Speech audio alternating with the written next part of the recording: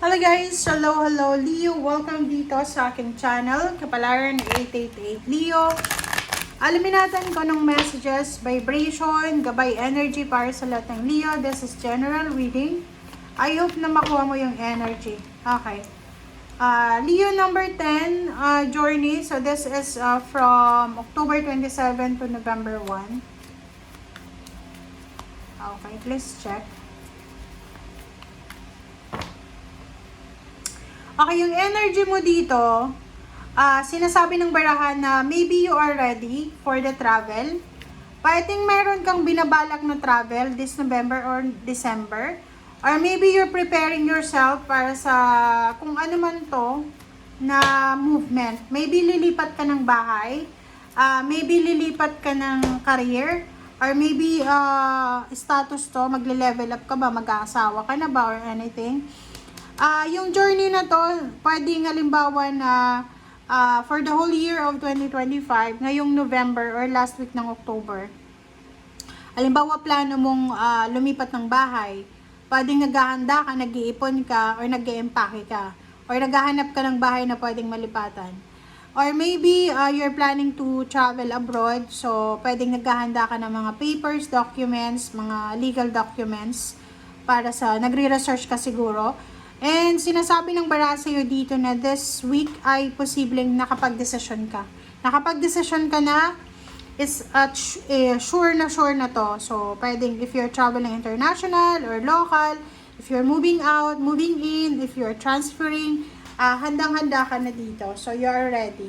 Okay?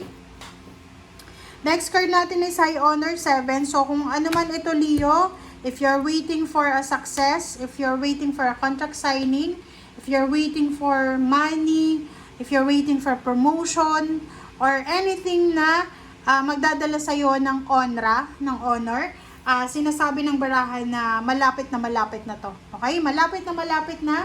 So, stay positive lang, Pisces.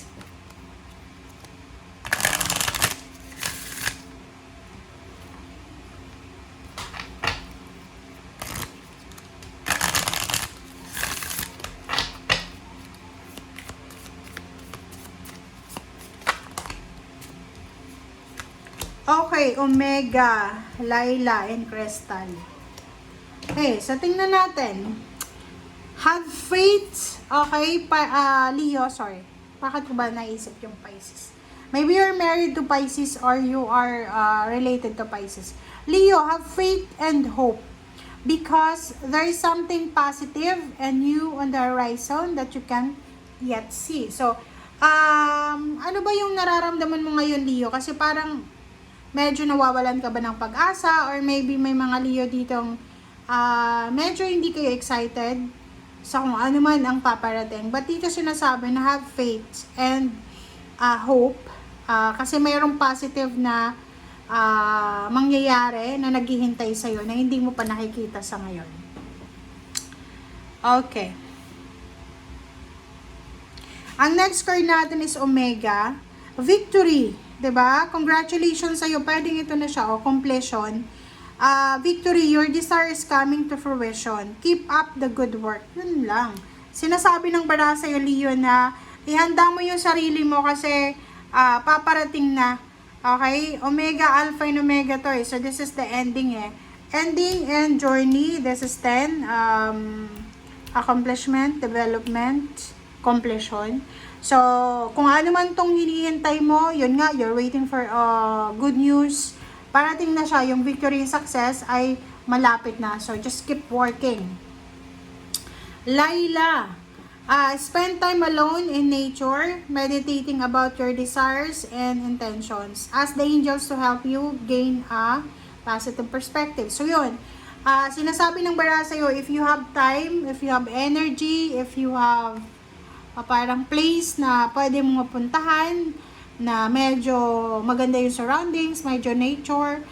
Spend time alone, 'di ba? Spend time alone in nature, meditating tungkol sa mga gusto mong mangyari sa buhay mo.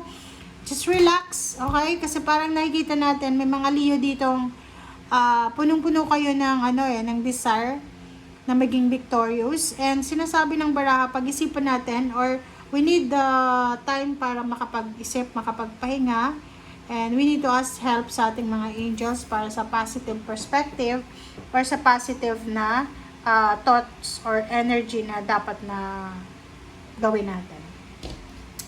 Alright, so let's check Leo.